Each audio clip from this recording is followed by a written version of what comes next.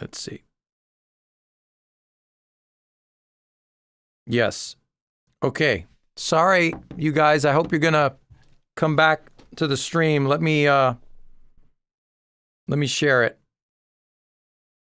Let me share it to my other page. I do know what happened now. I do know what happened. And it was user error. So, okay. Ronnie, I'm going to put you back here. Jake, I'm putting you back in here. Oh, okay, good.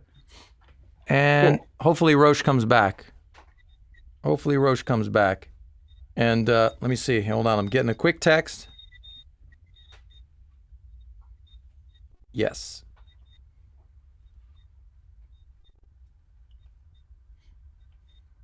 Okay. All right. Here comes Roche. All right. All right, we're back. Right on. All right. All right, let's go back to, man, hopefully, okay, we're back now. Everybody looks like everybody's coming back. Thank you guys for hanging on. I appreciate that. All right, let's go back to talking about these tracks and showing everybody how great you guys are. So we heard a little bit of Roche's bass. So then we're going to start talking about the guitar tracks. So Jake gave me this rhythm guitar track.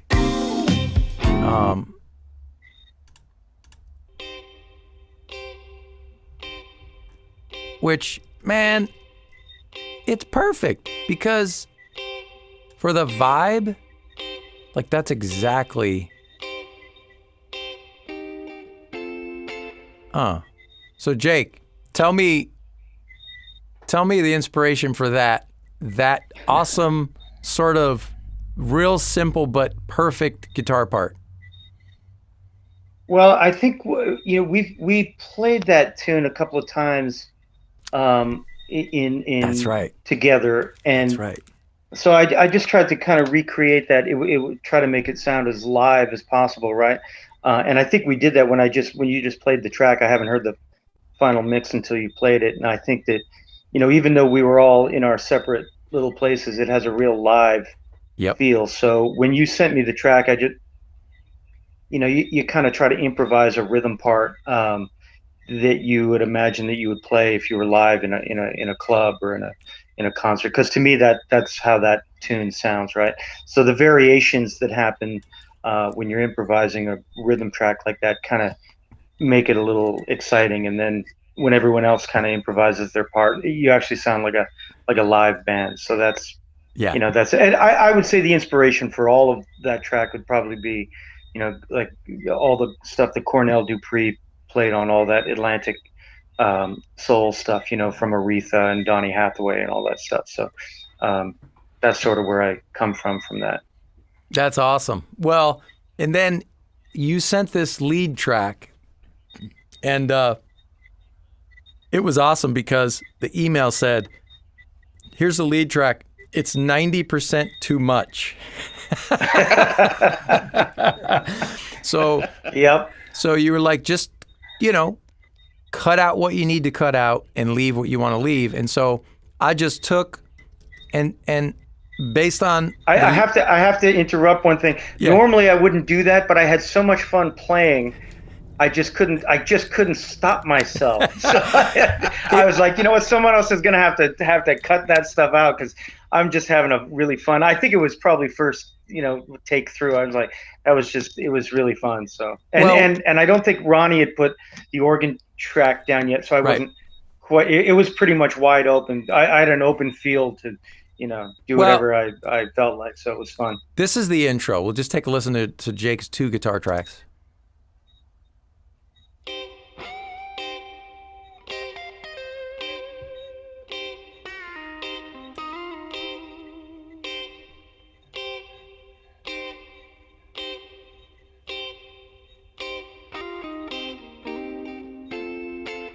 And it goes on from there. Little. So when he gave me the track, it was pretty much filled up. There were like licks pretty much everywhere. And I had to pick the ones I thought, again, complemented the lead vocal in between, and then also taking into account the B3. Once I got Ronnie's B3 track back, which goes like this, which I have to say, Ronnie sent me the track back, and of course it was amazing. And I said, "Hey Ronnie, can you do something for me on the second verse? Can you give it a little more brighter sound and blah blah blah?" And he's like, "Yeah, I'll give you another track." He goes, "I was just trying to kind of build it." And he was right. I ended up using the first track. And so your instincts were perfect. So here's the B3. Here's the intro.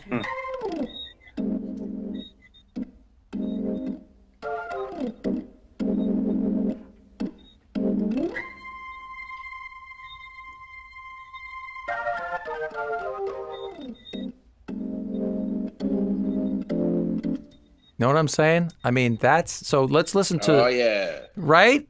So this is okay, this is the bass, B3, and Jake's guitar. Just these three guys on the intro.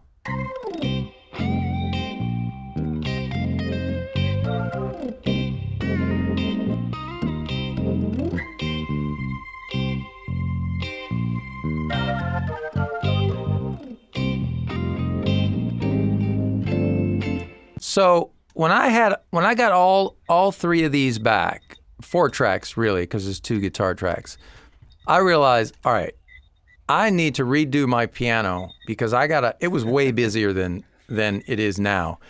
All I got to do is stay out of the way of these guys. So I went back, the intro, my piano was originally much busier, and it became this.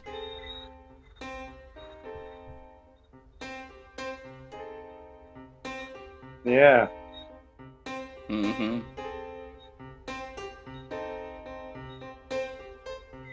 Right.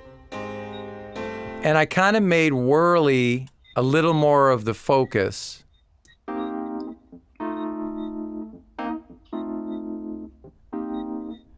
Because I felt that was more the vibe.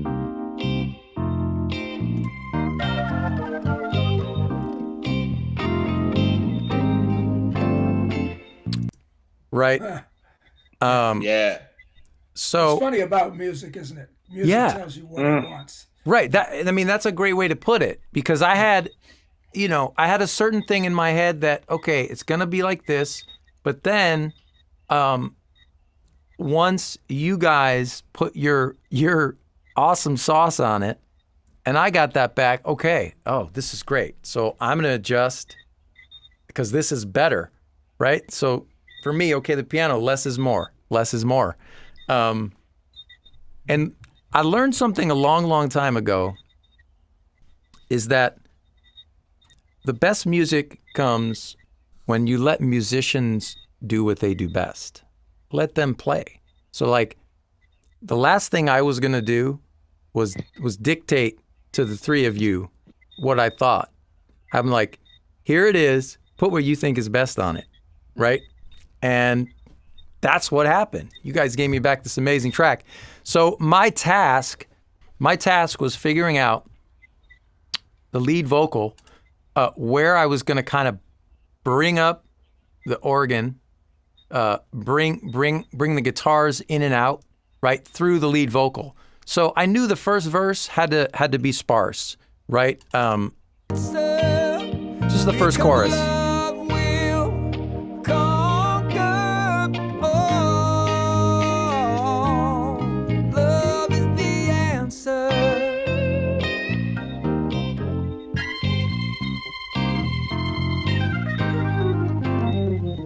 I mean, come on with that lick. To the river's edge, sink your hand in slow. Raise the cool water to your lips. Watch the ripples grow. The more you give, the more you get. A never-ending stream. Right, so everything's pretty complimentary right now. No one's kind of like, sticking out. No one's trying to like. Never gonna change. It's always the answer. Because love Then we had some backgrounds. will conquer all. So then in the bridge was really I needed some backgrounds.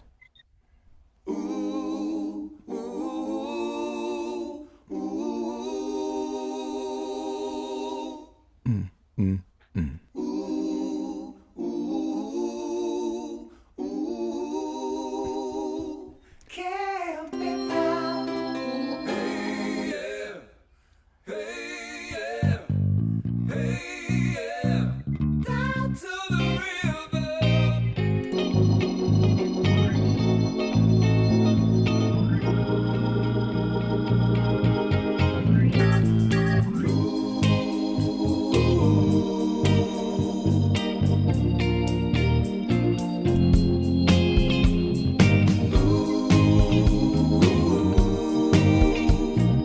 Love will conquer all.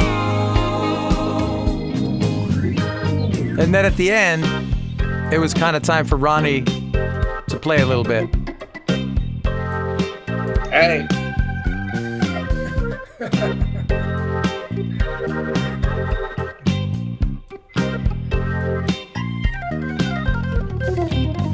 Say what?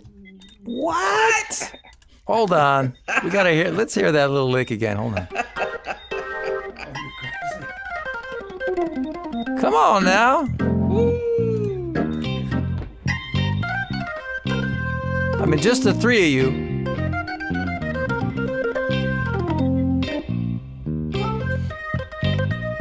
Take a drink from the water. And then it's Ronnie solo, little guitar.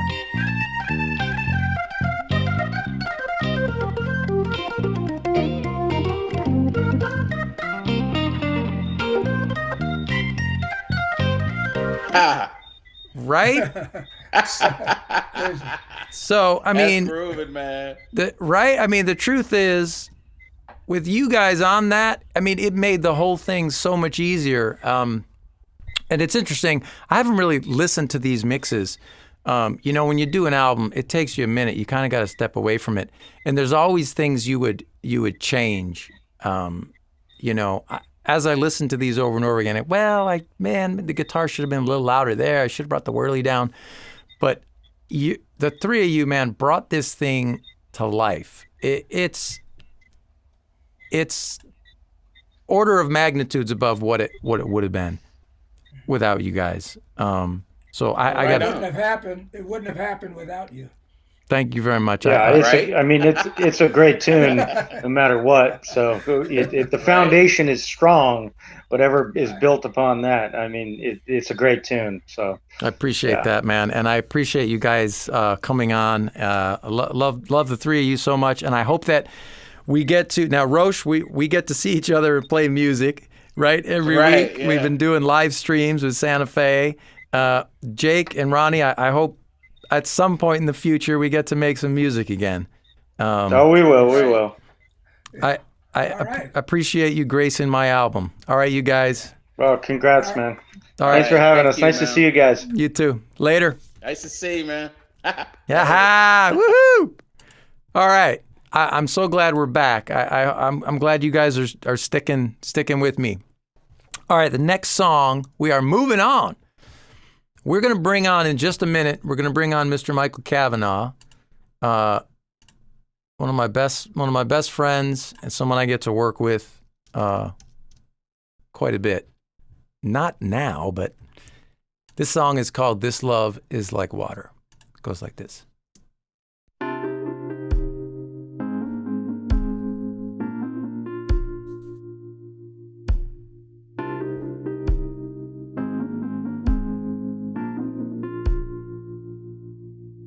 When it's good, it's like a deep, warm ocean of love sent down from heaven.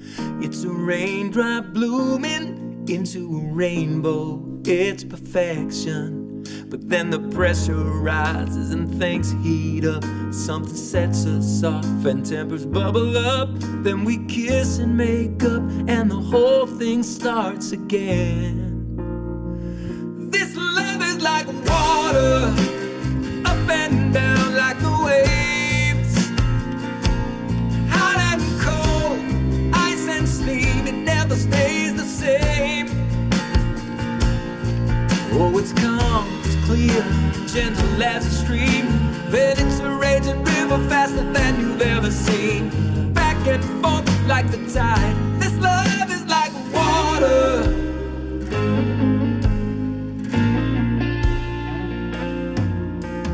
We float up to the clouds just to crawl through the mud time after time.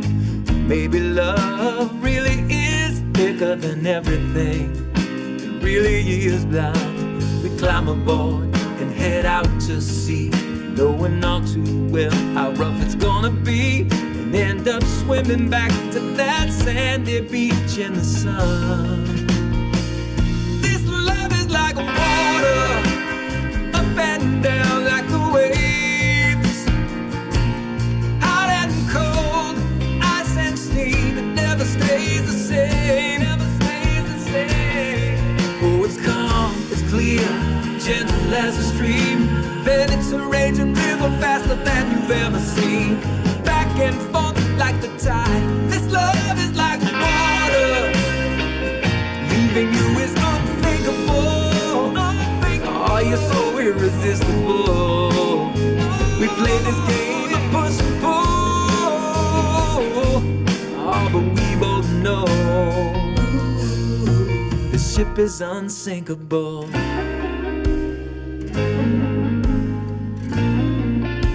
Oh, this love is like water, up and down like the waves. Hot and cold, ice and steam, it never stays the same. Oh, it's calm, it's clear, gentle as a stream. Then it's a raging river faster than you've ever seen.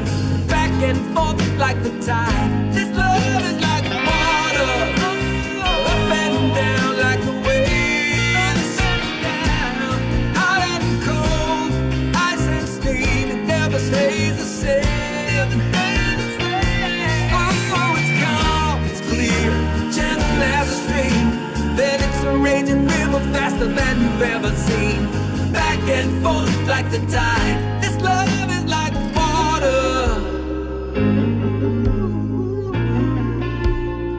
This love is like water.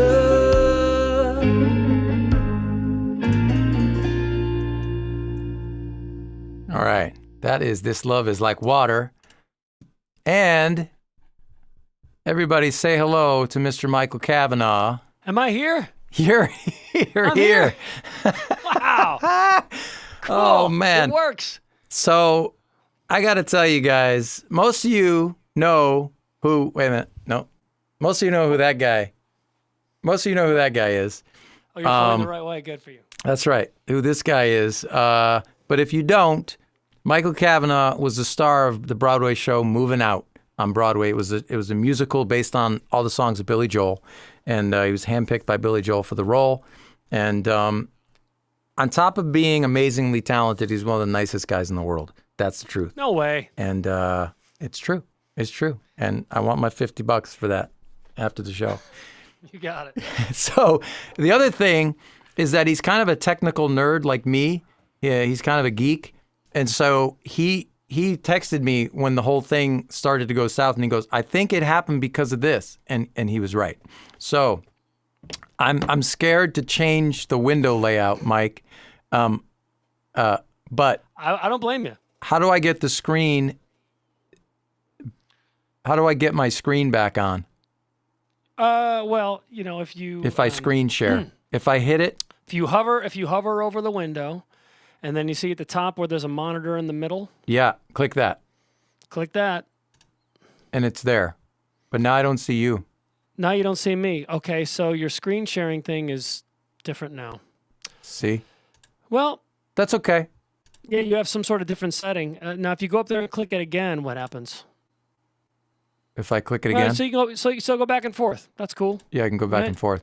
You people have seen me before. You know what I look like. That's right. So we're You've gonna seen the start. Star Wars shirt. We're gonna start to get into this tune. So this song, I wrote this song several years ago, and my first version of this song was very, very different. It was real. It was kind of.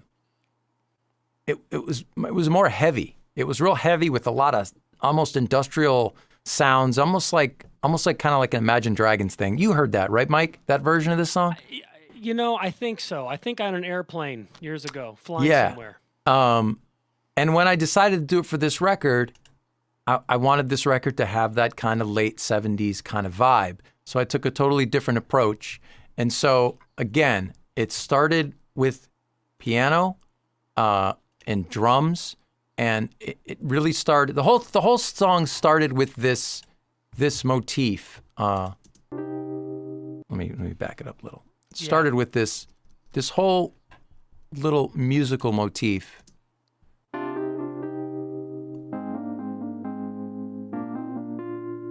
That was the whole birth of the tune. And I put a piano track down, and then the drums, just really simple. Simple My favorite groove, kind of drums. Simple. right? And originally I had acoustic piano, and I switched to whirly because I thought that was more appropriate. So I had that, and then I put a bass down. And I like your bass. It sounds okay, right? When you boom, boom, boom, boom. Yeah, that's cool.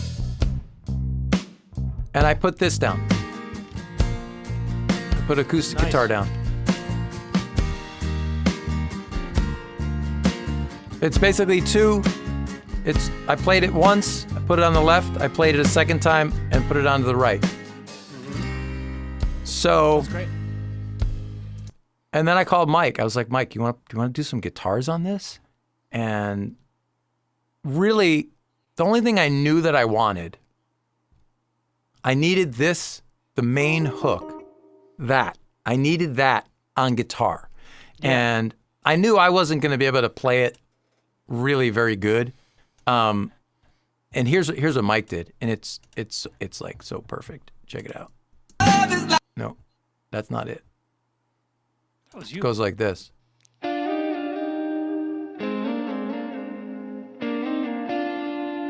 And it's like, that's perfect.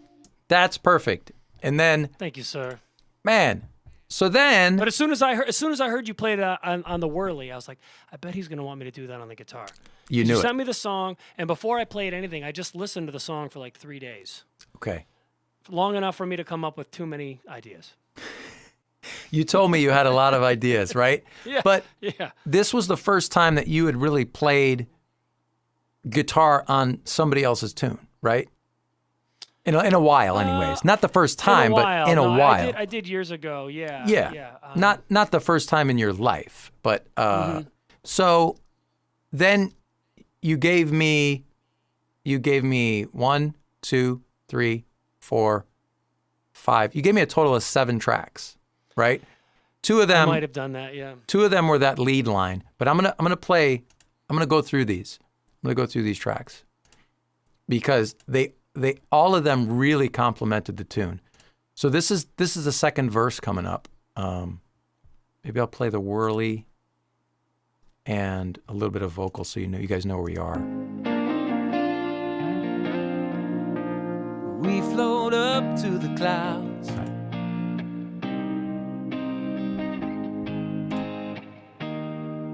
It's a nice rhythm track. Just keeping it, you know. I like the kind of the answer thing, you know. Doom, boom, down. Yeah. I'm big into that. Yep. And then he did this awesome thing on the chorus. That strum thing was just awesome.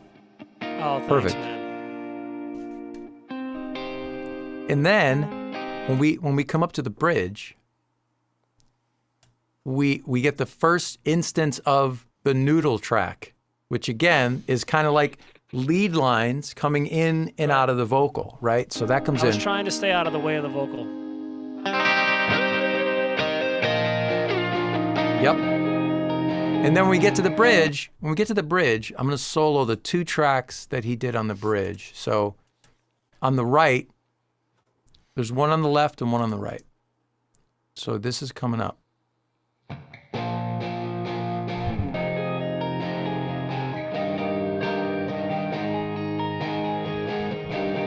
And I don't remember if you had the phaser on or I added the phaser. I think you did, but I like it. I think I might have. Then it's back into the intro again. Oh, this love is like... Some leads.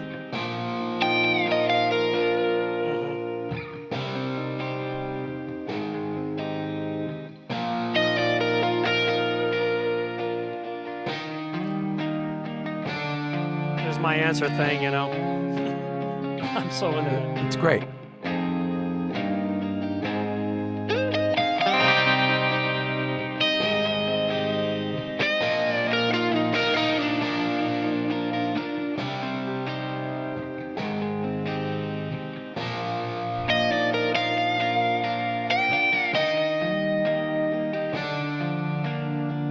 See, that's the whole thing. It's all tasty, and it... I might have been thinking about the guitar like on Crosby, Stills and Nash, the one about where they're in the boat. Okay. Southern Cross. I might have been thinking about that at the end a little bit. You know, It's those guitar riffs at the end? It's all super tasty stuff that again complements the song, and it complements the vocal. Because when I got those tracks back and kind of assembled them to a degree, I had a much better idea of what I was going to do with the backgrounds. And a couple things that I did with the backgrounds, like I did a couple normal things, like I doubled some of the lead vocal. Let me play some of the backgrounds. So the first time the backgrounds enter is water. Just that word. This love is like water. Yeah. And then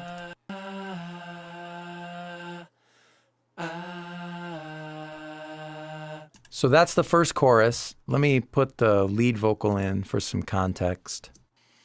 Oh, it's calm, it's clear, gentle as a stream. Then it's a raging river faster than you've ever seen. Back and forth like the tide. This love is like water. And then on the second verse, the second chorus, I built the backgrounds a little bit Oh, it's thicker. calm, it's clear, gentle as a stream. Then it's a raging river faster than you've ever seen. Back and forth like the tide. So it's- This love is like water. Leaving you is And then when I got to the third chorus, I took the backgrounds and I built them further. It's calm, it's clear, gentle as a stream. Then it's a raging river faster than you've ever seen. I like how they're still subtle, though. You're building more, but Right. they're still subtle. Right. That was kind of the point. Down like the waves. So we finally get to sort of the highest point of the tune. Oh, it's calm, it's clear, gentle as a stream. Then it's a raging river faster than you've ever seen. Back and forth like the tide. So that's probably the thickest background line right at the end. Back and forth like the tide. That one line, That's would cool. really took me a long time to figure out. Calm, clear, gentle as a stream. Back and forth like the tide. It took me a long time to actually figure that out. And the other problem I had was I recorded this part.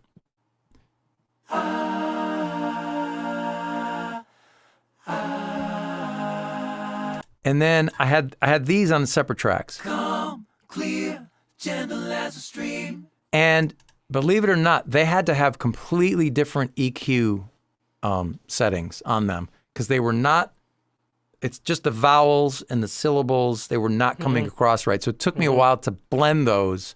But I Well, really, it's impressive to have all that going on and not have it fight each other. That's impressive. it took me a while to kind of have that, right? But your guitar tracks, they sat exactly where they needed to. And all I had to do was do it like a little automation to bring up some of those lead lines here and there. But the thing about it is when you got a tone, like your tone here,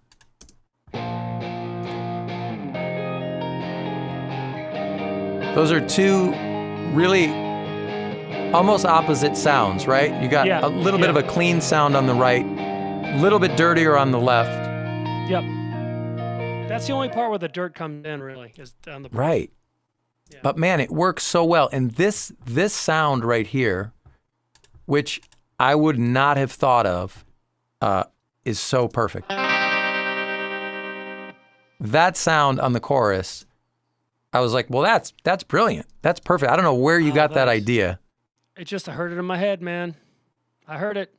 Mike hears things in his Like, head. I gotta dial up some sort of tremolo thingy. So I had to look for the tremolo thingy, and I found it. And by the way, here's the separate, here's the 2 tracks on the lead.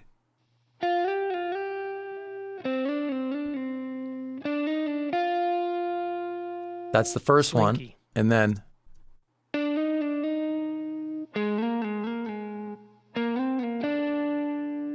and so I mixed them together and I added some nice little reverb.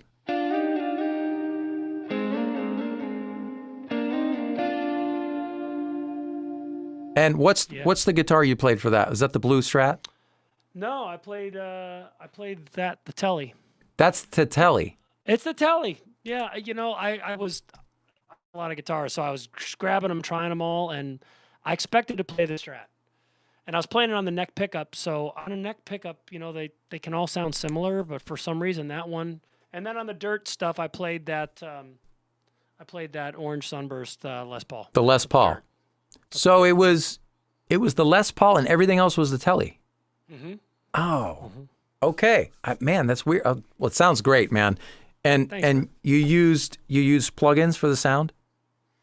I did. I'm trying to remember which ones. Was it I know I used- Scuffham? I know I use Scuffham amps, the S gear that I tell everybody about. That really sounds great. What's great is that it sounds good on the clean stuff. You know, a lot of the stuff sounds fine if you put all kinds of crazy distortion.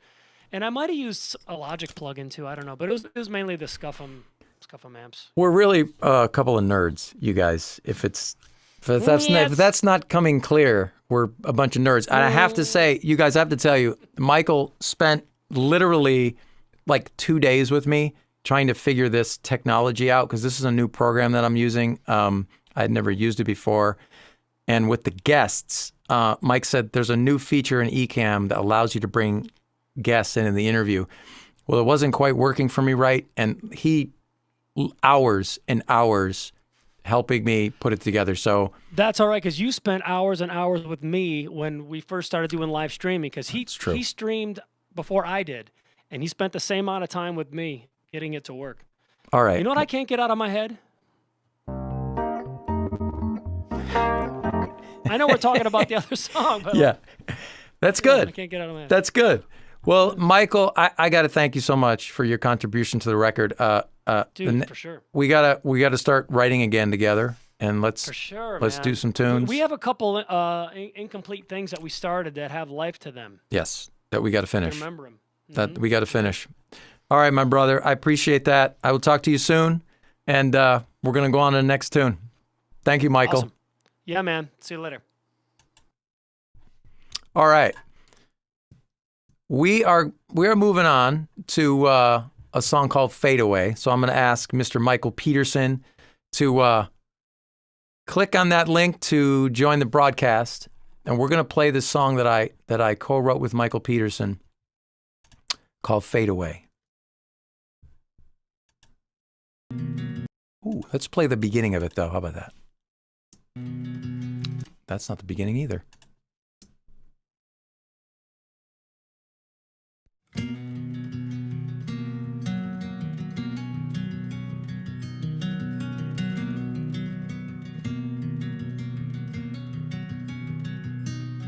I'm just a memory, buried like a thief in a graveyard.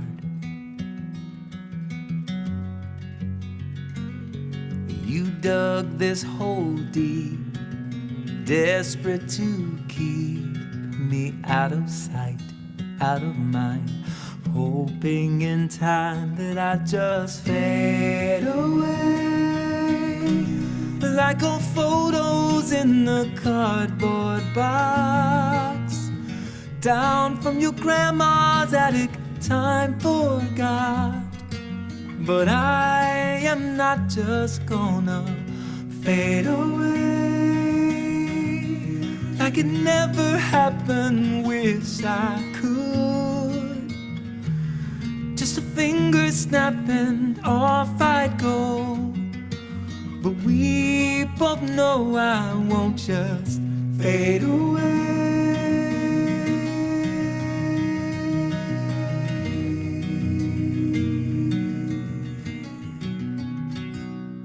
Like rain on dying leaves, each time you think of me, tears start falling.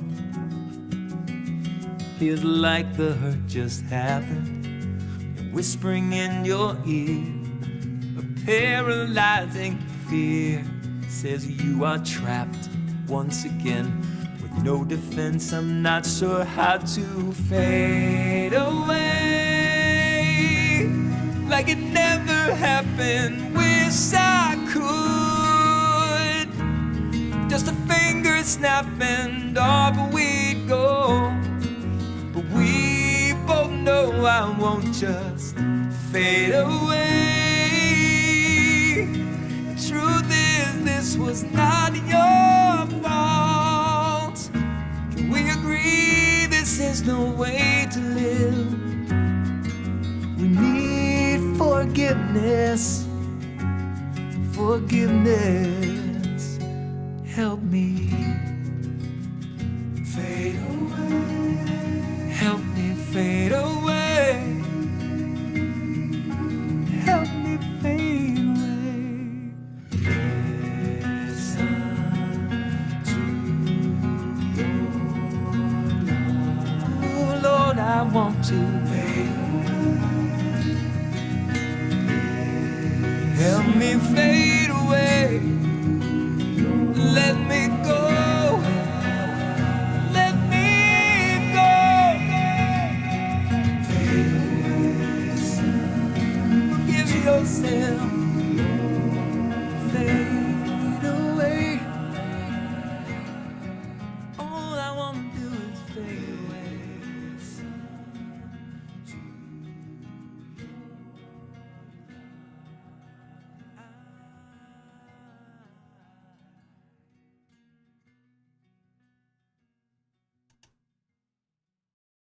Ooh, that's Fade Away. Man, that song chokes me up. I'm going to bring in my co-writer, Mr. Michael Peterson. How you doing, buddy? I am good, man. Man. Thanks for including me. Are you kidding me? Let me tell you, you guys, okay, let me tell you about this guy right here. He's a bona fide country superstar. He's had #1 songs as an artist, Michael Peterson. You guys might remember the song Drink, Swear, Steal, and Lie. It was a big hit, 90, what year, Michael? 97. And he's had, as an artist and a writer, how many? 17? 13? 13. Yeah. 13 #1 songs. Around the world, and 3 in the U.S., and then the rest of, or 4 in the U.S., and then the rest have been on charts, different charts in different countries. 13. Well, that's 13 more than me. Well, Listen, okay, so let's talk about how we wrote this song. yeah. Michael and I met a couple of years ago, right? Maybe. Yeah, 2? we met. I first saw you play with Santa Fe and the Fat City Horns when you guys were at the Palm. Okay, so And yeah, we, right. We met That's right. very briefly that night, and That's then right. a couple of years ago, I I asked you if you would join me for a gig that I had, a corporate gig at Bally's, and so we got to know each other a little bit. And Yeah. I fell in love right away with your talent, Oh and man. and really discovered, after I discovered your talent, I discovered what a great person you are. So, and what a creative guy. So just thrilled for you about your record. It's a fantastic record, and Thanks, thanks for Michael. having me on. Well, so we got together. Michael and I got together, and I was kind of playing in some of the things that I'd written, and there was this one song that I had, and the title of the song was called "Sooner or Later," and I thought, well, it's okay. It's a pretty good song, And Michael heard it, and he goes, "Hey, Jamie, that's really nice." He goes, and I said to him, I said to Michael, I said, I feel like it's not quite there. I feel like it's good, but and the subject matter is unique. But would you offer some comments? And Michael was very, very nice to not offer any. He's like, "Are you asking me to give you some, not critique's not the right word, but some suggestions, right?" And so that whole thing started essentially really kind of rewriting the whole song. Some of the melodies stayed the same for the verse, but it was really a kind of a rewrite from top to bottom, and took the song from like the song. If the song was this good, it just elevated it. Michael's tenacity for not giving up on a lyric, and not being content to say, "I think it's done." He's like, I think we can get better. I think we can do better. And that's why he has 13 number one. That's why he has 13 number one songs. So he'd come here right in this room, and we'd get together every once in a while, and every once in a while we'd start texting back and forth if we had an idea, and there'd be a text thread going for a couple hours. 4 in the morning. Hey, wait a minute. Right. And this song, I think it's unique in that we're coming from the persona of some sort of trauma that the singer has, and we don't know what the trauma is. We don't know if it's a relationship gone bad. We don't know if it's maybe, it could be any deep rooted trauma that somebody has in their life. And, we all have this thing where we like to bury things deep down inside and not really deal with it, right? We think we're fine with that. I've dealt with it. I'm over it. When, you know what? Maybe it's going to start bubbling up to the surface, right? And it's going to get worse. So that's what this lyric is about. And it's the trauma and the hurt and the pain that's actually the singer. And Michael, I don't know, do you want to offer a viewpoint on how, it was tough, right? It was tough to write from that point of view. Well, thank you, first of all, for having me on. And, my recollections of this lyric, just strictly from my perspective, was right away, I knew there was something really deep and important that you were hoping to say. And, I kept thinking about a great quote from Stanley Kubrick, the film director. And they asked him after Full Metal Jacket was finished, asked him, how did he know that he had accomplished what he set out to do?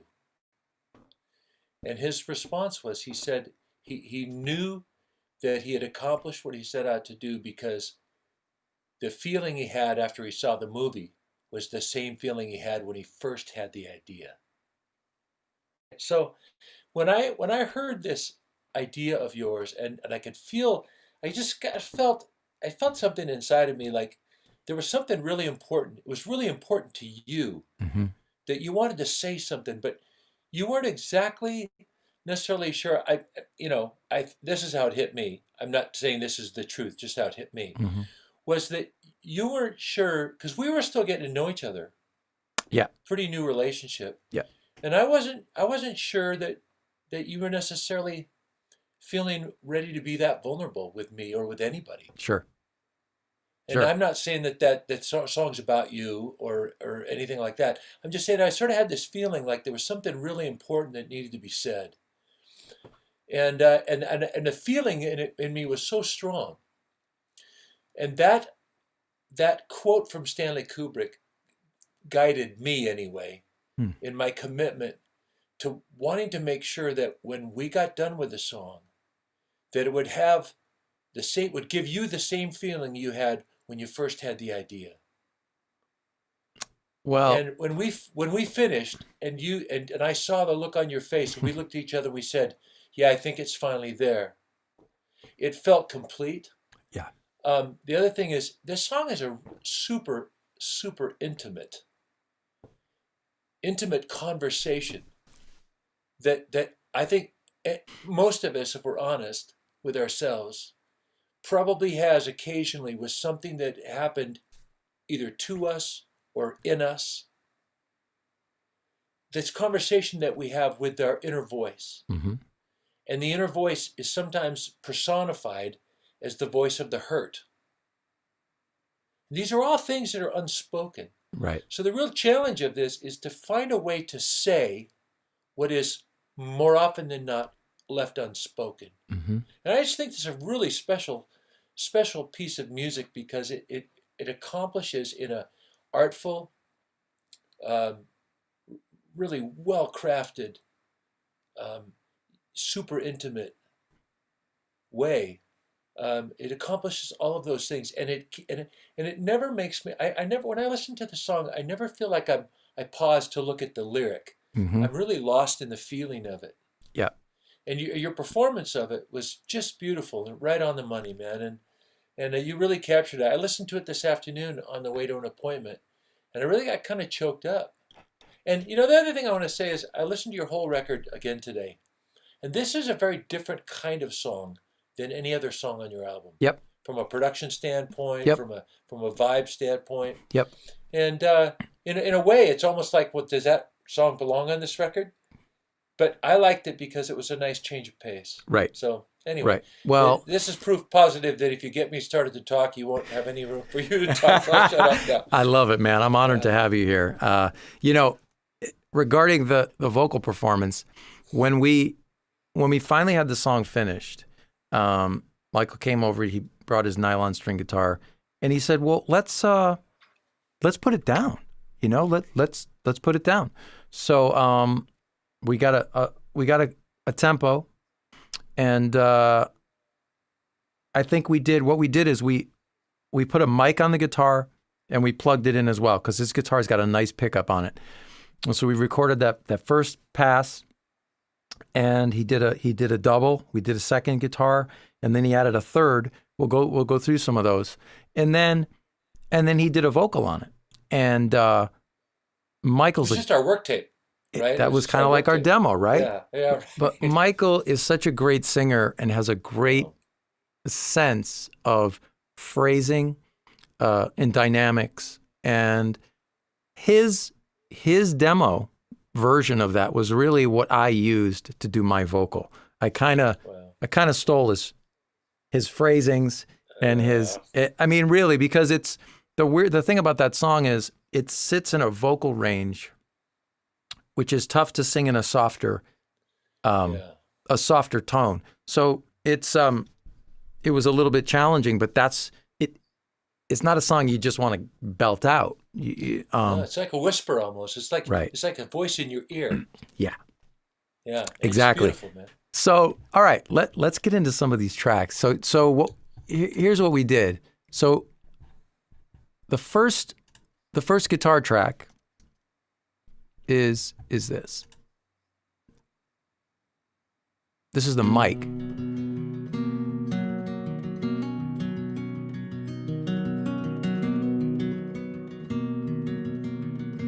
And somebody commented, "Hey, it's got a little bit of a Dust in the Wind vibe." Yeah, that kind of does. Yeah. Now, we took that and here's the DI. This is a direct cable coming out of his guitar. That's how that sounds.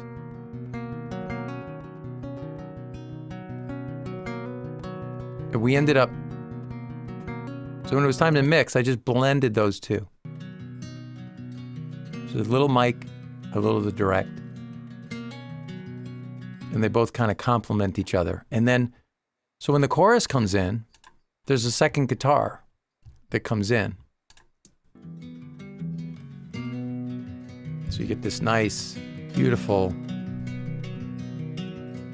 It's like a Gordon Lightfoot thing almost. Yeah. You know? And Like that's Jim it. Croce. It's right. It's a beautiful sounding nylon string guitar that you have that worked so well for this song. And then, as the song went on, you brought in a third guitar toward the end, which is really, really nice.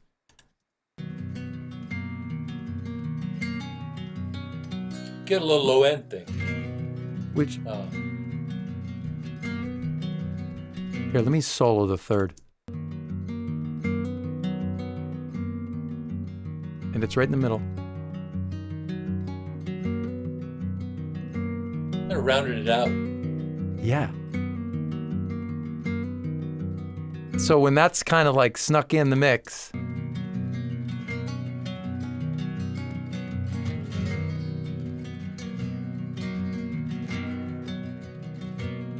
it's great. So instrumentally, all that I did, anything that I did was just to really stay out of the way of those guitars. The first thing that I did was I just put a little shaker.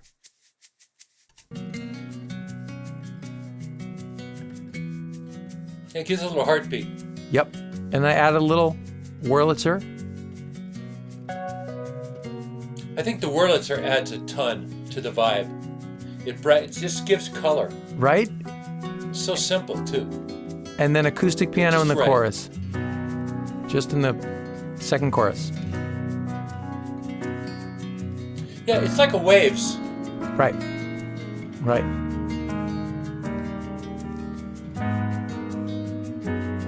And they all kind of work together. And then the other big thing we did was Michael had this idea for the backgrounds, for the fadeaway.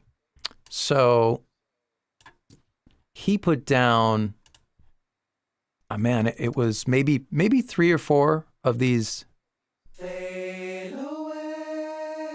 No, that's with the both of us. Yeah. I added a couple, and there was some nice long ones.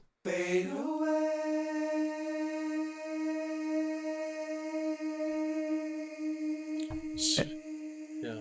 And then when we kind of added, let me get the final one where we had some verb. No, it's here. Where's the verb? Mm-hmm.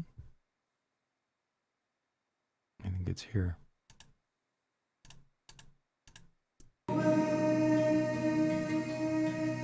It just gave it this nice lush. But it's also, it gives it the space, like almost a mystical thing, like that inner voice. It just really captured it sonically. And then the other wonderful thing that you came up with was this. You had this idea for this motif and this lyric at the end. Listen to your life. Yeah. Which, That melody for that came about, you know, like maybe a session or two before we finalized. I started hearing this counter melody, da da da da da. Right. And it's like, well, what is that? So we tucked it away. Yep. And then when we got towards the end, it was like, oh. And I just happened to be listening to or reading this book called "Listen to Your Life," and I thought, huh. Oh wow, that's interesting. It's by a guy named Frederick Buechner. It's a fantastic book, and I just thought, wow, this is exactly what he's talking about in the book. It's like, listen to your life. Right. So when you hear this at the end, it's like it really puts. It's almost like the song says, okay, now that we've talked about it and brought it all out, here's what I want you to do. Right. Just listen to your life. Listen to your life, and that's so. Listen to your life. Oh Lord, I want to And then there's the fadeaways. Come in. Yeah, it's beautiful. Let me go. Right. Let me go. So that's, you know, so there was very little that I needed to do instrumentally after Michael had the guitars. It's a little shaker, a little whirly, a little acoustic piano. All that was left was, you know, for me to put my vocal on and get a good mix. And Well, you know, your vocal and the Wurlitzer, that's the piece that makes it sound like the rest of the record. right, Right. Other than that, it's just very, very different. very different. But it's a good enough clue. I mean, it's perfect. Oh, it's one of my favorites for sure. Mine too. And I think emotionally, really, we kind of hit it emotionally, what the original concept that I had for the record, because it still chokes me up. Me too. One of my dear friends, Rick Barron. Rick's a great songwriter. Was a staff writer for Warner Brothers for 10, 12 years. One of my favorite singer-songwriters. And I sent a copy of this to him, and he said it floored him and his wife. They were stunned by the lyric and by the feeling of the record. It's just nice, you know, when people that are your peers, whose opinion you really respect. But it went beyond him, like digging the record. It really hit him personally, emotionally. And I think, like you said earlier, like we never really say what it's about, but that's what makes it you. So anybody can hear it and go, wow, they've been reading. Because, you know, look, everybody's had traumas in their life. It doesn't have to be a gigantic thing. It could be a gigantic thing. People have had gigantic traumas in their lives, right? But everybody's had something. And most people have had things that they've tried to bury somewhere within their, you know, things. And so this song is about, okay, admitting that this happened, admitting that it hurts, and admitting that I need to get over it. And what is that? Is it forgiveness? Right? Maybe it's about forgiveness. Maybe it's about, you know, admitting to myself that it's still there. Right? Is the first. Yeah, and it's a process. That's the other thing I get about this song is like it takes us from the, you know, I'm just a memory buried like a thief in the backyard. Right. Like, or in a graveyard. In a graveyard. Yeah. You know, that it goes from that to the end of the voice saying, help me. Right. Help me to fade away. The trauma is actually saying, I want to, right. I want to get away. I want to go.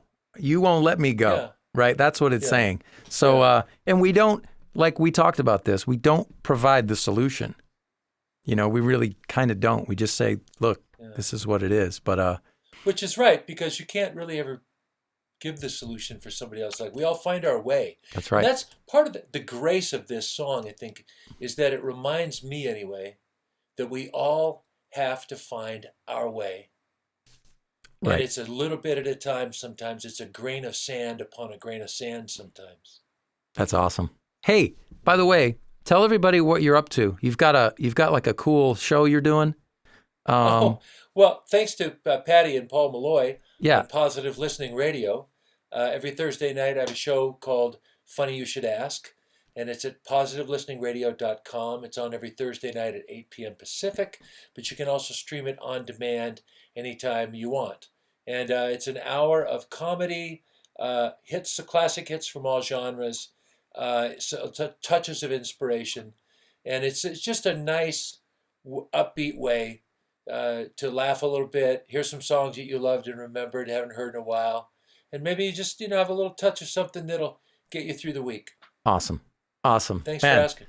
Michael Peterson, you're the best. And I tell you what, I hope we have a lot more songs to write together. Oh, we do.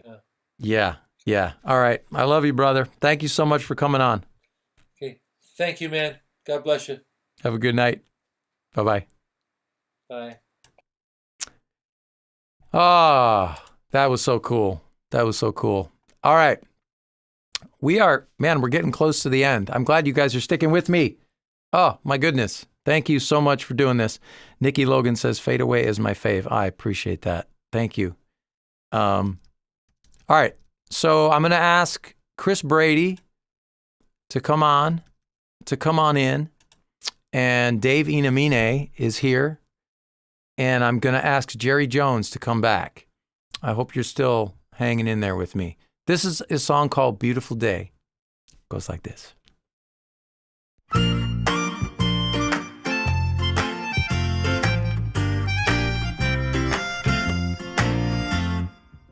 I know you're feeling the pressure. The world is getting you down. You're seeing nothing but sorrow. Your head is spinning around. Well, just take a deep breath. Hang on. Take a minute and forget all about the pain. Smile a little stronger. Laugh a little longer. Just put your worries away. Sing your favorite song if you want to dance along. 'Cause it's a beautiful day.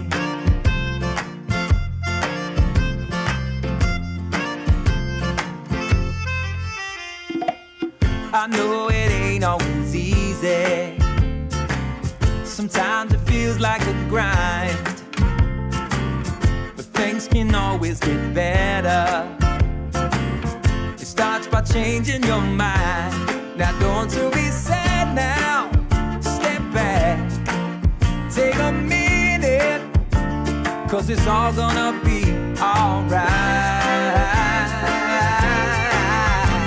Smile a little stronger. Laugh a little longer. Just put your worries away.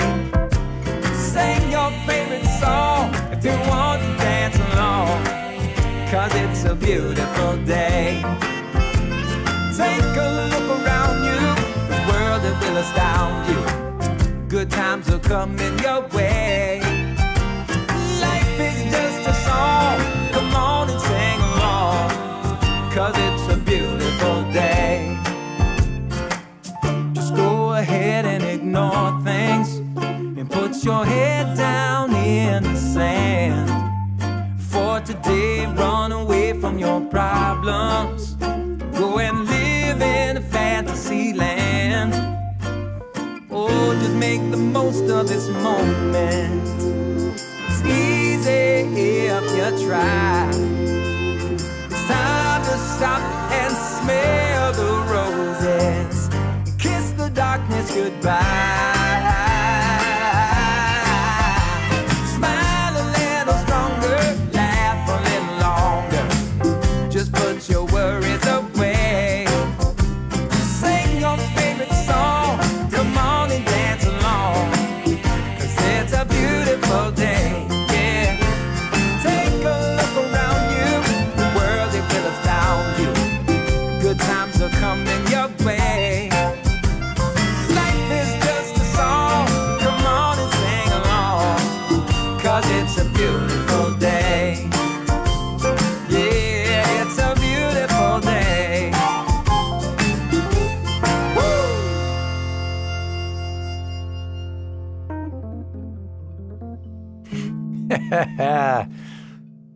That's Beautiful Day. And all right, right now I'm going to bring back Dave Inamine, who played bass on this song. Are you here? Come on, Dave. I'm going to bring back Jerry Jones. There's Jerry. Hey, hey. Where's Dave? And I am going to introduce Mr. Christian Brady. Hey, Christian! Jerry, how you doing, man? Look at that beer. That is awesome. I'm trying to be be like Leland Sklar, that great bass player. I like you know? it. The long I like beard. it. Yeah, Trying for to- sure. I'm trying to get Dave Inamine in here. Dave, do you hear me? Maybe he doesn't hear me. Dave, sign back in. Maybe we lost his connection. Hopefully he'll come back. Hopefully he'll come back. Okay, so we've met Jerry Jones. We're going to talk in a little bit about this song. There, David's back. Here, let's see.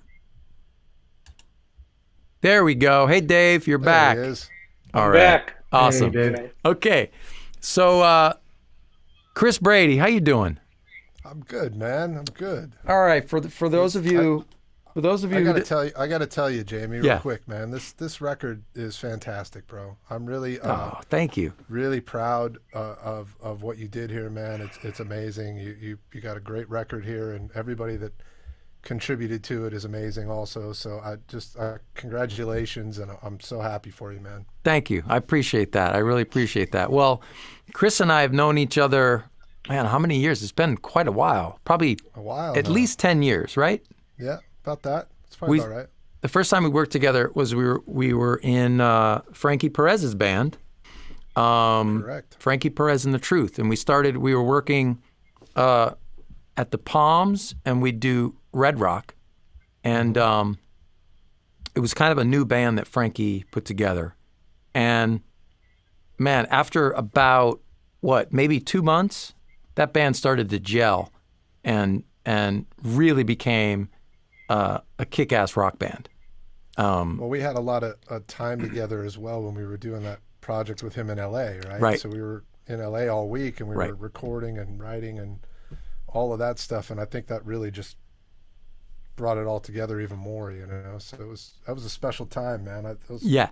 one of my favorite times. Yeah, For sure. I agree. And before that, I mean, you've done the gamut. You've been in top 40 bands. You've been in disco bands, in rock bands, and like you've kind of done it all. A lot of different styles. But for the last several years, you've been playing guitar in a band called Hell Yeah, which was formed by the late great Vinnie Paul, who Vinnie Paul was the drummer in a band called Pantera, which I'm sure you guys remember that great heavy rock band. And you know, Vinnie passed 2 years? Yeah, 2 years ago. 2 years ago. Hell Yeah is still going, right? You guys released a record? We did. We put an album out last year that was actually Vinny's last work. He had finished all of his drum parts before he left us. So we had to go in after that, of course, and finish Right. the record. But we did it. We knew we had to. It was his last piece of his legacy, and we felt, you know, really a responsibility to do that. So Yeah. we did it, and we tried to make it the best we could to honor him and the legacy of what he was and is, and Yep. you know. The thing that struck me so much about Vinny is that, you know, he's known as this heavy rock drummer, right, from all these different bands. But man, he would come out and see everybody in Vegas.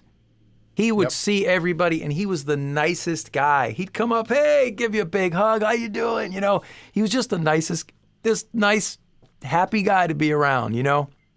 He was the real deal, man. He was the real deal. Yeah. And he was just a fan of music and a fan of good music. And if Right. it was good, he would come. I mean, you remember when he started coming to see us, I had met him, introduced by a mutual friend. He asked me what else I did. I told him, you know, I play with Frankie Perez at the Palms, and he's like, all right, I'll be there this Sunday. I'm like, yeah, whatever. You know, and he Sure rolls enough. in with 8 or 9 people that first Sunday, and he was there every Yeah, week. that's every right. week if he was in town. It was, That's right. was Yeah, amazing. man. So, all right, this song "Beautiful Day," co-wrote with Jerry Jones, and great tune, man. thank you. It's Thank you. it's a fun tune, and I believe the inception of this song. I was talking to Jerry about this earlier today, because a lot of times we kind of forget, how did these songs get born, and Jerry, you said, so I had sort of like a bit of a foundation with this. Is that right? Mhm. Yeah, you had the skeleton, the shell of the song there. The vibe, the feel changes. You had pretty much there. You even had a snippet of lines here and there too. Okay. So Okay. And then I laid it on you And Yeah. you sent back. I think you sent back a whole page of lyrics. Basically. I just fleshed out the full thing. Basically. And then I don't know if we get together to finish it, or I think we did. We got together and we kind of tweaked here and played here and just, a word here and a word there, just like you were talking about with Michael. You don't want to settle on a lyric. Yeah. It's like, well, let's wait. Let's just make this better. And it all came together. This is one of the happiest feel-good melodies and songs that I'd ever come across. And I just knew the song just had to exude just positivity and fun and light, especially where we are right now in the world. Yeah. There's no better time for a song like this. Well, the one thing I knew when I was even doing like the demo of this is I had this feeling in my head like I want this to be sort of like the new Welcome Back Kotter theme. You guys remember Welcome Back Kotter? Welcome back. Dreams were you. That's kind of what I had in my head, and so that's what sparked. Yeah. That's what sparked this whole thing here with, with the kick. That was the whole vibe, right? And then, right. So then, I knew I wanted this kind of weird upright piano sound that comes in at the top.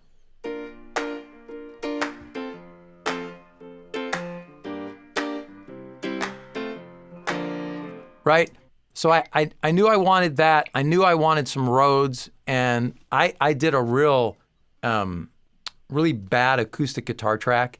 I couldn't quite. I mean, it's real sloppy. I mean, when I listened to it, I was like, oh, geez, I can't put this on the record. So I called Chris. I'm like, Chris, hey, man, I need an acoustic track. He's like, oh, of course, man. I was like, he's like, send me the track. I'll do it. And so I sent it to him, and man, he just nailed it. Like, it was so easy for him. Thanks, man.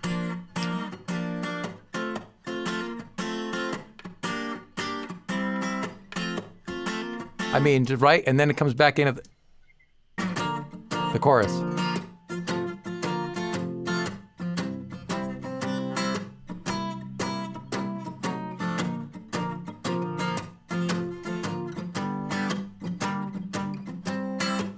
It's so perfect. Yeah. Thanks, man. So then, I was expecting to get a call. Hey, man, I need a lead part put down on this, or I need something. And nobody ever calls me to play an acoustic track, And Right. he's like, I need an acoustic guitar. Right. And I'm like, well, sure. Right. Right. It was fun, man. And Chris, hey, at the heart of it, he's another geek. He's just like, man, I just got this new interface. I got a new mic. I got a new, right? So he's like, I got to try it all out, right? So it's like, we get crazy with our gear. But so I get this guitar track, and then I listen to my bass track. I'm like, oh, geez, my bass track's a little, I need a little bit, something a little better. So I go back to Dave. I go, Dave, I'm like, how about another song? He goes, oh, yeah, send me another song, please, please. And, beautiful day, man. It was a beautiful day. It was. When I heard that, I remember we'd had some phone conversations, and Dave was like, man, I get up, I make some coffee, I go for a walk, I go back home, I make some more coffee, I go for another walk. It's like, we didn't know what to do with ourselves. We didn't, as musicians, we didn't have any gigs. Everything's been canceled. The strip's shut down. What are we going to do with ourselves? So I sent it to him, and Dave puts this perfect line down, especially on the verse. Like,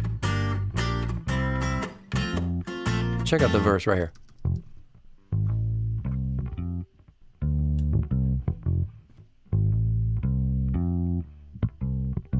It's so perfect.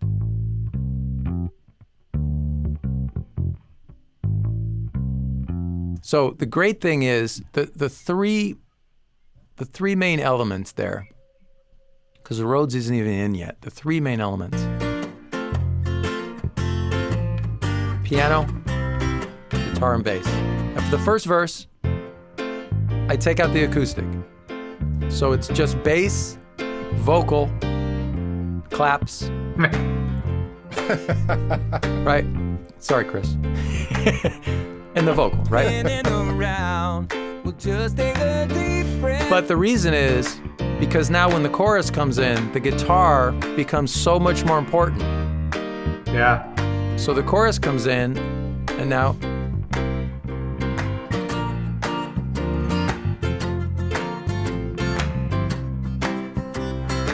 I mean, this, you could do the whole song just like this. Upright piano, guitar, bass, vocal. Great And bass line, Dave. Great It's bass line. Dave. It's such a Yeah. great bass line. The bass line is Totally. like. This is, I was going to ask you, is that the bass you used? This is, see, when you told me welcome back, Cotter, I figured I'd have to channel my inner Chuck Rainey. Is that Chuck There Rainey? you go. Nice. Yeah, I mean, so to me, this is, and my friend had just sent me this mute. Okay. It's a, I can't see it. Hold it up more toward your face. Let me see it. Oh, put it up. Put it in front of you like that. Oh. And that Yeah, goes and where? so- Where the Okay. bridge is? so it goes over the bass like this, Oh. like the old style. Wow. Right? That's awesome. So I figured, he had just sent it to me, and I figured, you know what? This is the perfect time for me to try this out. That's so cool. That is so cool. So what? That's a P bass?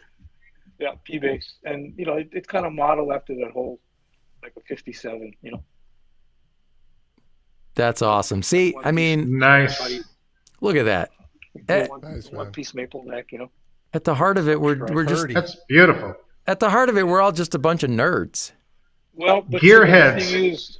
the thing is, it takes somebody like you to give people a chance to like realize, you know, actually what I can do in a musical sense, right? Sure, you can own the gear, but you got to make music Right. out of it. You know, How many basses do you have? too many. Never too many. Never too many. Hey, Chris, how many guitars do you have? I have no idea. It's a lot. Okay. A lot. So then the other right away I knew I wanted this instrument called the melodica on this song. A melodica is it's somewhere between an accordion and a harmonica. So it has keys and you blow air into it. And here I'm going to solo it. It sounds like this.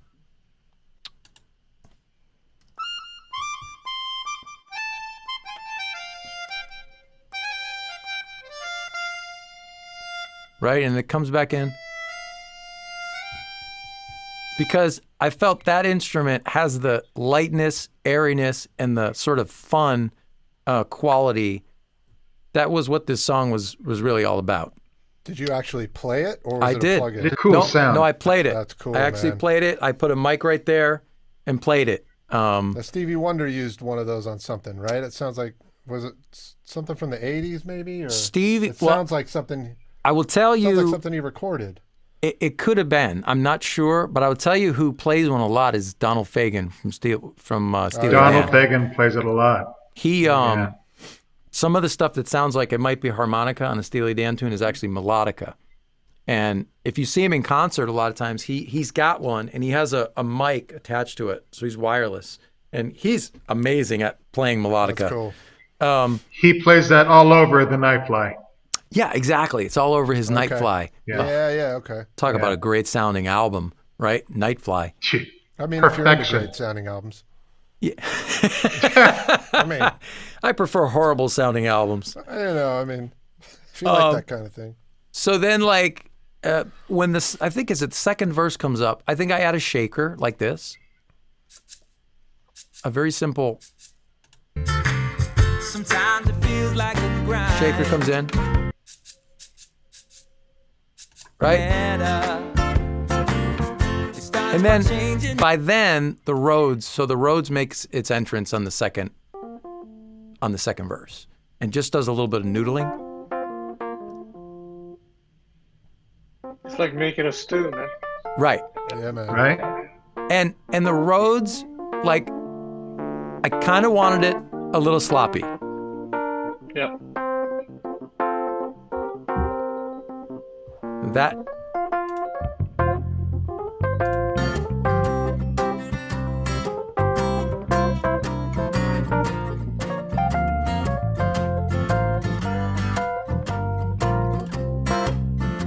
Gotta have that grease. Yeah, a little greasy. Right. Right.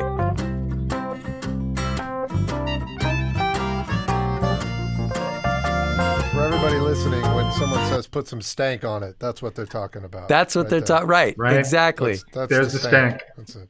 And then up until that point, the drums are essentially, that's it, a kick drum and a clap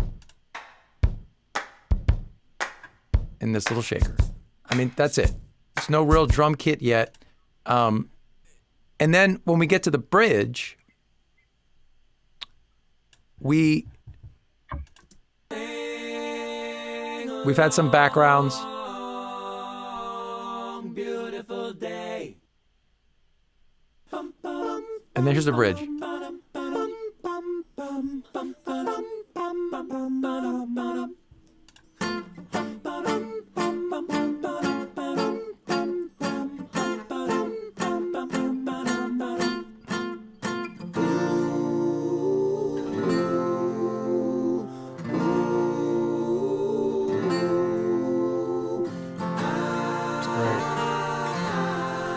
Sounds For great. Me, this part was very. For me, that part was very Beatle-esque. Right. Yeah, absolutely. And then finally, I decided we need to like kick it up a notch. So I decided at that point, I'm going to actually add a kit. So this comes in for the last chorus. So it's added to the claps.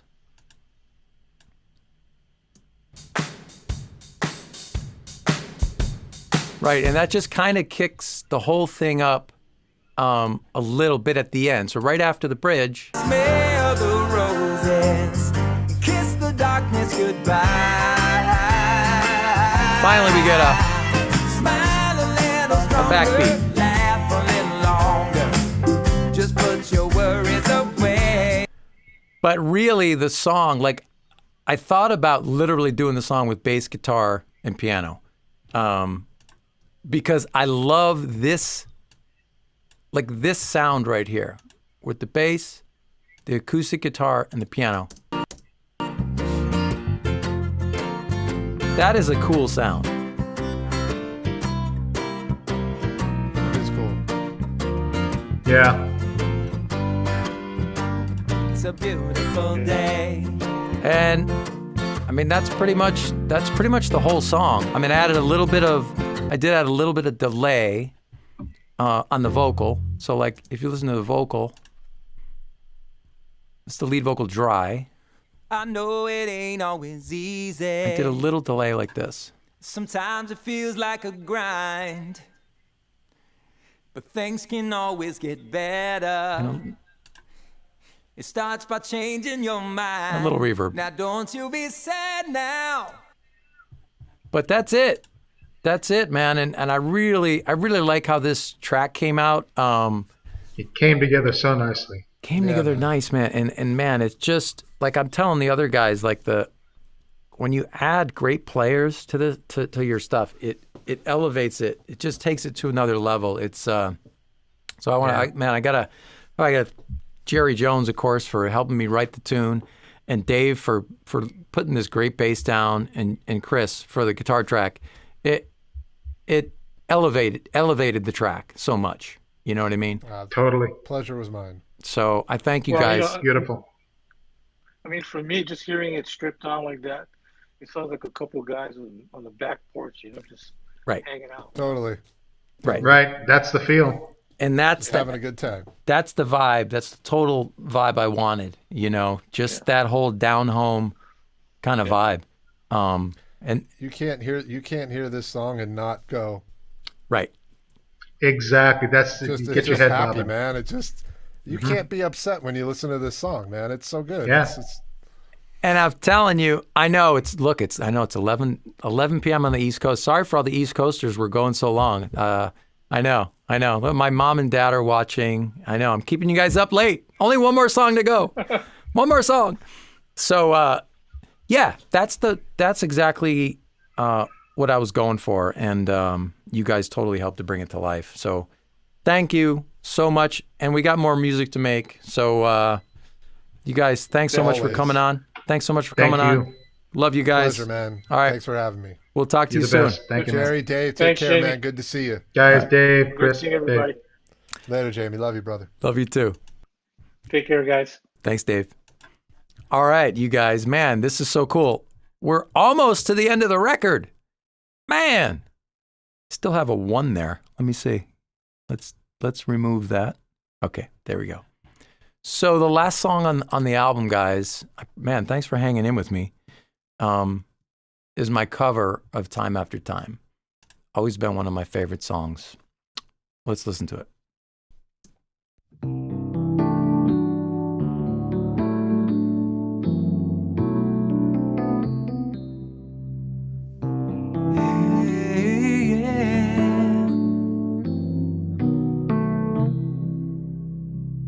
Lying in my bed, I hear the clock ticking. Think of you, caught up in circles. Confusion is nothing new. Flashback to warm nights, almost left behind. Suitcase of memories. Time after sometimes you picture me. I'm walking too far ahead. You're calling to me. I can't hear what you've said. You said go slow. I fall behind. The second hand unwinds. If you're lost, you can look and you will find me. Time after time. If you fall, I will catch you. I'll be waiting. Time after time. If you're lost, you can look and you will find me. Time after time. If you fall, I will catch you. I will be waiting. Time after time.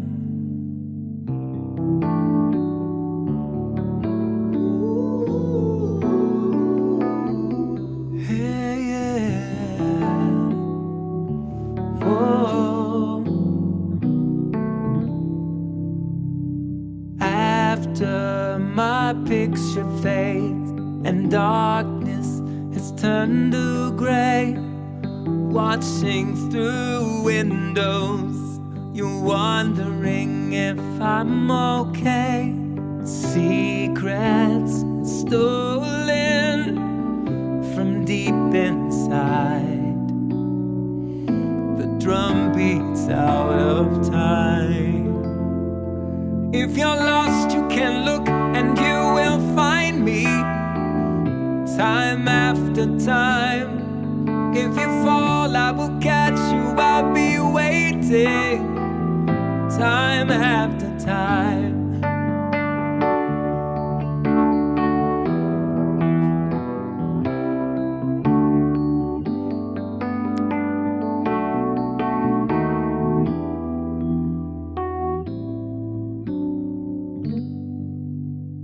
You said go slow.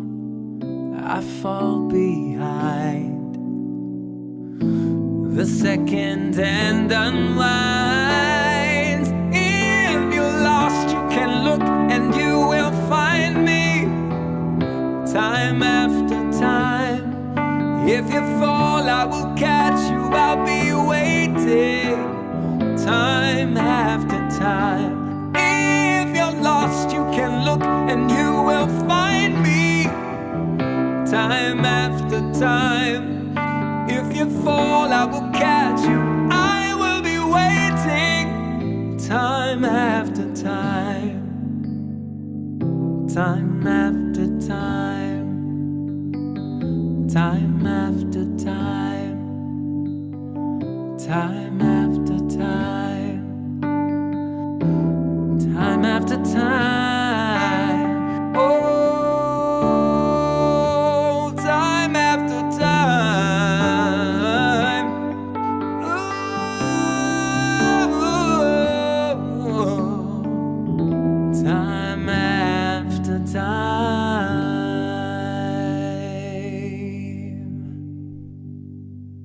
Time After Time, one of my all-time favorite songs. My cousin Jamie Hosmer from Texas. What's up, Jamie? He asked, when you do a cover on a CD, do you have to pay them? Yes, you have to pay. It's basically a blanket license, and it's pretty easy to get. There's a couple different services that you go through, and yes, you do need to pay. If you're only doing streaming like Spotify and all those, they do that automatically. But if you're doing like technically YouTube or CD, yes, you need to get a license. It's not hard to get a license, and it doesn't cost that much. So, all right, this is going to be pretty simple. So here's what I did. Here's my Rhodes. I put 2 mics on the Rhodes right over there.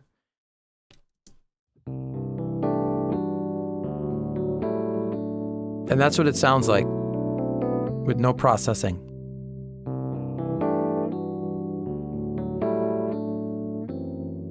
Now, I also you can take direct cables out of the amplifier of the Rhodes. So I took 2 of those. It sounds very similar, but there's some subtle differences.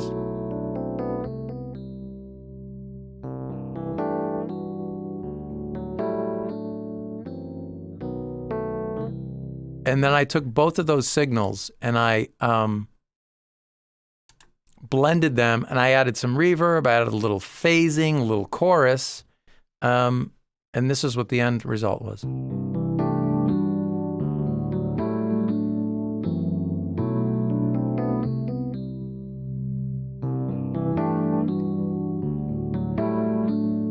And, you know,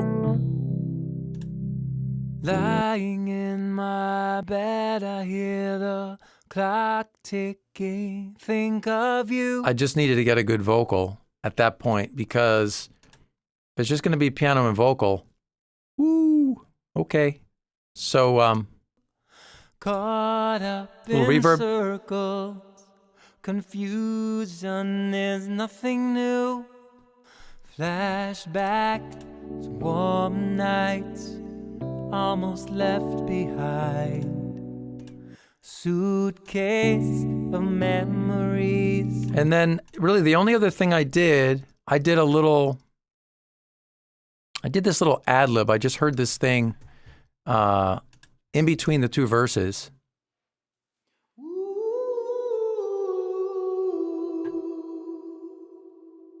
So I kind of added that, and it kind of overlapped with the other lead vocal. So I had to be on a separate track. Whoa. After my picture fades and darkness, that's really it. It's turned to gray. Watching through in. There's a reverb on the Rhodes. Kind of sounds cool by itself.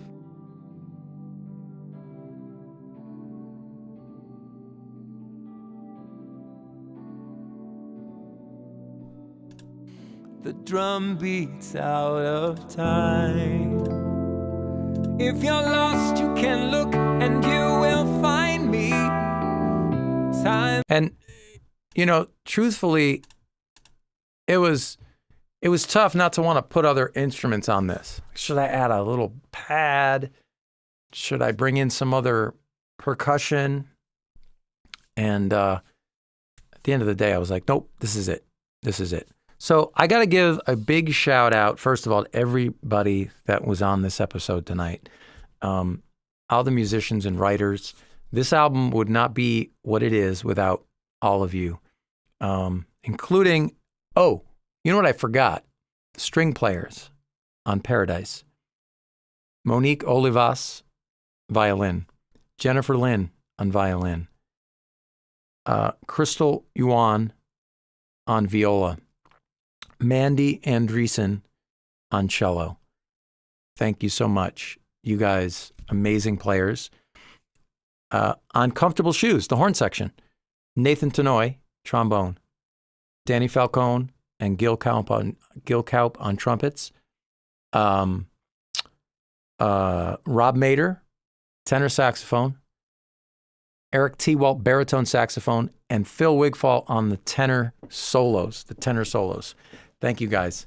And thank everybody who was on here tonight. Man, couldn't have done this without you.